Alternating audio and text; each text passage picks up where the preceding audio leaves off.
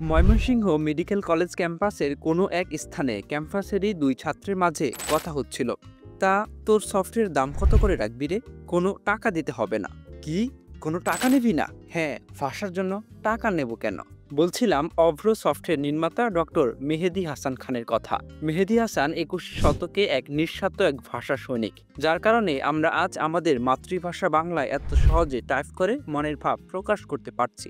ভাষা হোক উন্মুক্ত এই স্লোগান নিয়ে মেহেদী হাসান খান অভ্র কিবোর্ডের যাত্রা শুরু করে। হয়তো ভাবছেন খুব বয়স্ক মানুষ হবে, কিন্তু মোটেই তা নয়। মেহেদী হাসান খান ১৯৮৬ সালে ২৩ জুলাই ঢাকায় জন্মগ্রহণ করেন। তিনি ২০০৩ সালে ১৪ জুন ইউনিকোড এবং ANSI সমর্থিত বাংলা লেখার জন্য বিনামূল্যের সফটওয়্যার অভ্র কিবোর্ড তৈরি করেন। এরপর ২০০৩ সালে ১৫ সেপ্টেম্বর মেহেদী হাসানের সফটওয়্যার প্রতিষ্ঠান অমিক্রন ল্যাব থেকে অভ্র উন্মুক্ত করা হয়। মেহেদী হাসানের বয়স তখন মাত্র ১৮ বছর। এর আগে ২০০১ সালে তিনি আইডিয়াল স্কুল অ্যান্ড কলেজ থেকে মাধ্যমিক এবং ২০০৩ সালে নটরডেম কলেজ থেকে উচ্চ মাধ্যমিক পাশ করেন। তারপর ময়মনসিংহ মেডিকেল কলেজ ভর্তি হন এবং সেখান থেকে MBBS ডিগ্রি লাভ করেন। মেহেদী হাসান প্রচার বিমুখ ব্যক্তি। তিনি চাইলেই অভ্রর সাথে নিজের ছবি জুড়ে দিতে পারতেন, কিন্তু তিনি তা করেননি।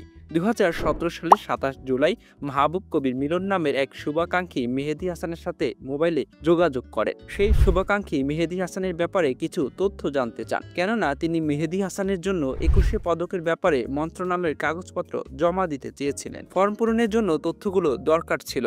তথ্যগুলো পেলে ২১শে পদকের ব্যাপারে তৃতীয় পক্ষ হয়ে মন্ত্রণালয়ে প্রস্তাব দেওয়া যেত। পক্ষ ঠিক রাখা ছিল, তবে মেহেদী হাসানকে কিছুতেই রাজি করানো যায়নি। তিনি সোজা না করে দেন। ডক্টর মেহেদী হাসান চাইলে অভ্র সফটওয়্যার বিক্রি করে কোটি কোটি টাকা ইনকাম করতে পারতেন, তিনি সেটিও করেননি। ১৯৫২ সালে ভাষা শহীদরা যেমন তাদের বুকে তাজা রক্ত দিয়ে আমাদেরকে মাতৃভাষা বাংলায় কথা বলার অধিকার দিয়েছে, তেমনি এই তরুণ ছেলেটি আমাদেরকে ডিজিটাল ডিভাইসে বাংলায় লেখার অধিকার দিয়েছে। অভ্র নিয়ে মেহেদী একা যাত্রা শুরু করলেও শেষ পর্যন্ত তাকে একা পথ চলতে হয়নি। চলার পথে তিনি সাথে পেয়েছিলেন দেশি বিদেশি বেশ কিছু স্বপ্নবাজকে, আর তাদের নিয়েই তিনি অভ্র টিম তৈরি করেছিলেন।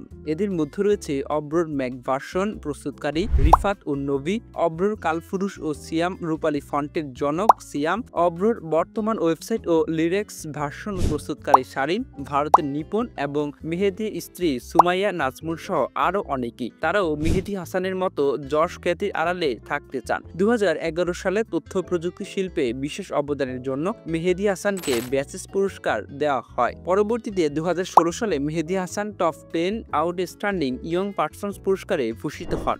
শুরুর দিকে অভ্রর শুধুমাত্র মেসেজিং এর জন্য ব্যবহার করা হলেও সময়ের সাথে সাথে অভ্রর সরকারি অফিস আদালতগুলোতে দারুণ পরিচিতি পেয়েছে। এমনকি নির্বাচন কমিশনও তাদের প্রয়োজনীয় কাজ করতে অভ্রর ব্যবহার করছে, যা রাষ্ট্রকে কোটি কোটি টাকা খরচ থেকে বাঁচিয়ে দিয়েছে। কিন্তু এসবের জন্য প্রচার বিমুখ মেহেদীর কোনো চাওয়া নেই। অভ্রর আভিধানিক অর্থ হলো আকাশ, আর মেহেদী তৈরি এই আকাশে বাংলা ভাষার ঘুড়ি আজ সত্যি উন্মুক্ত।